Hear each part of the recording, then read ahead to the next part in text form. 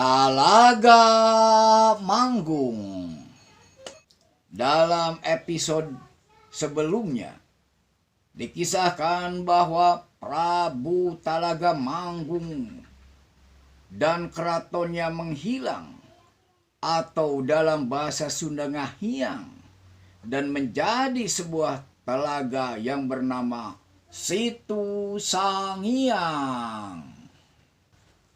Peristiwa tersebut dilaporkan kepada Palembang Gunung yang menjadi patih dan istrinya, yaitu Simbar Kancana yang berada di Walang Suji. Akhirnya Palembang Gunung beserta istrinya dan para pengawalnya sengaja membuktikan mendatangi tempat keraton. Tetapi sungguh Palembang Gunung dan Simbar Kencana serta para pengawalnya terkejut karena jenazah daripada Prabu Talaga Manggung dan keratonnya yang ada beritanya dibunuh ternyata sudah menghilang dan menjadi Situ Sangiang. Sungguh mereka terkejut luar biasa. Simbar Kencana sangat terharu dan menangis menjerit karena ayahnya menghilang dengan keratonnya.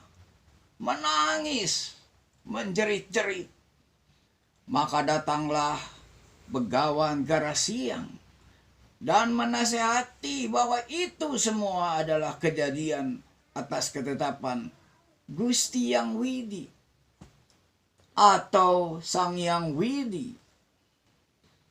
Dengan meninggalnya dan ngahiangnya Prabu Talaga Manggung, maka yang menjadi raja di Talaga Manggung adalah Palembang Gunung.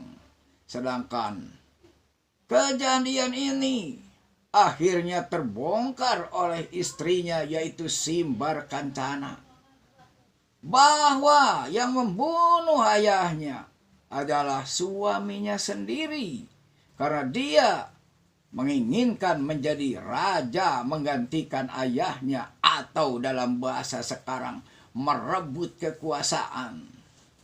Orang yang pertama mengetahui kejadian itu adalah Raden Kusumalaya, anak Prabu Dewaniskala yang bertahta di Galuh. Ia diutus oleh penguasa Galuh untuk mengungkap peristiwa tersebut kepada Simbar Kancana. Berita tentang pembunuhan terhadap Prabu Talaga Manggung diceritakan sendiri oleh pelakunya, yaitu si Centang Barang. Centang Barang sengaja mengungkap peristiwa itu karena dia kecewa karena Palembang Gunung tidak menepati janjinya. Raden Kusumalaya akhirnya memberitahukan itu kepada Simbar Kancana. Simbar Kancana tadinya menolak, tidak percaya. Akhirnya Simbar Kancana pun menjadi percaya bahwa itu semua kejadian direncanakan oleh suaminya sendiri untuk membunuh ayahnya dalam rangka merebut kekuasaan. Dan akhirnya pada suatu malam Simbar Kancana karena merasa sakit hati, dia membunuh suaminya sendiri dengan menggunakan tusuk konde. Jelas.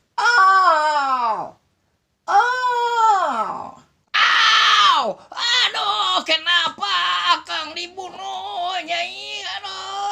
Aduh.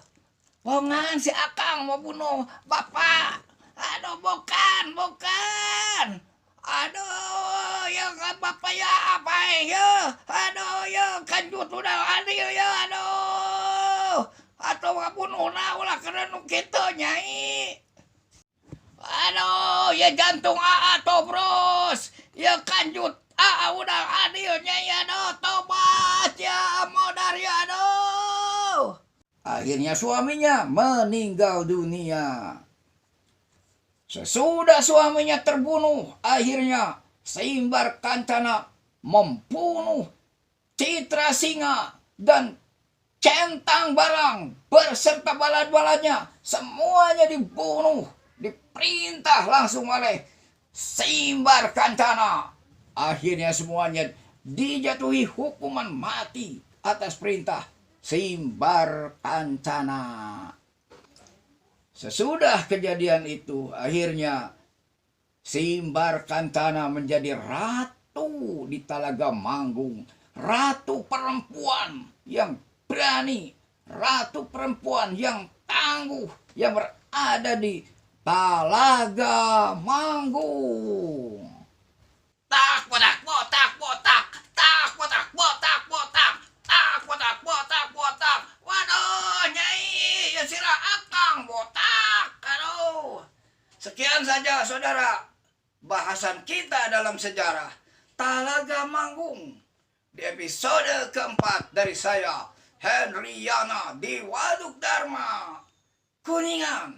Saya mengucapkan terima kasih. Wassalamualaikum warahmatullahi wabarakatuh. Sampurasunun.